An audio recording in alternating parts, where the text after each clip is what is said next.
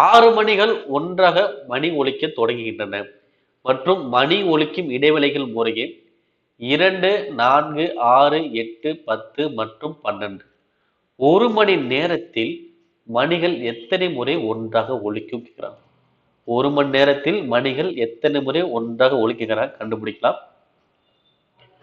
2, 4, 6, 8, 10, 12. ஓகேங்களா? இப்ப என்ன பண்ணும்? டிவைட் பண்ணலாம். ஓகே பாருங்க. ஏன்னா ஒன்றாக ஒலிக்க என்னதான் கண்டுபிடிப்போம், நம்ம எல்சிஎம் தான் கண்டுபிடிப்போம். ஓகே பாருங்க, 2ஆல் அடிச்சோம்னா 1, 2, 3, 4, 5, 6. திரும்ப என்ன பண்ணலாம்? 2ஆல் அடிச்சோம்னா 1, 1, 3, 2, 5, 3. அடுத்து என்ன பண்ணலாம்? 3ஆல் அடிக்கலாம். ஓகே இப்ப அடுத்து மொத்தம் பெருக்க வேண்டியதான். 2 10, 30, 60, 120. அப்ப 120 நொடி.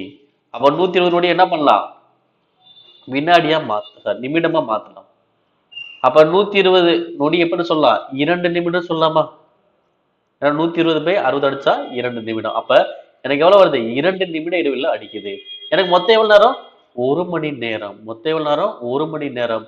அப்ப 1 மணி நேரம் எவ்வளவு? 60 நிமிடம். அப்ப 60/2. 60/2 அடிச்சா எனக்கு எவ்வளவு வரும்? 30.